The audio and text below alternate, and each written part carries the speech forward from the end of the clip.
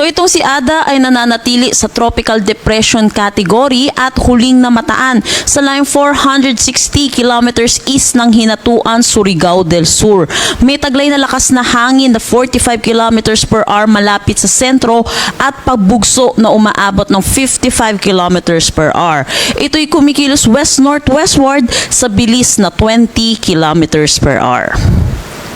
Para naman sa ating forecast track dito sa bagyong si Ada, inaasahan natin mag-i-intensify ito into a tropical storm category bukas. At kung makikita din natin dito sa ating forecast track, may malaki tayong gray area dito. Ito po yung cone of probability po natin kung saan posibleng dumaan itong bagyo natin.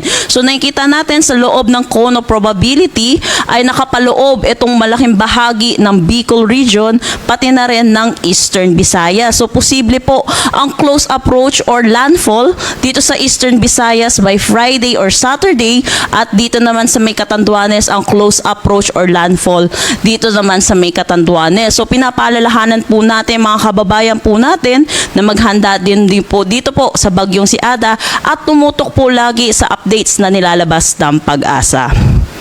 So, kung makikita din natin, tropical storm category yung ating nasa forecast track.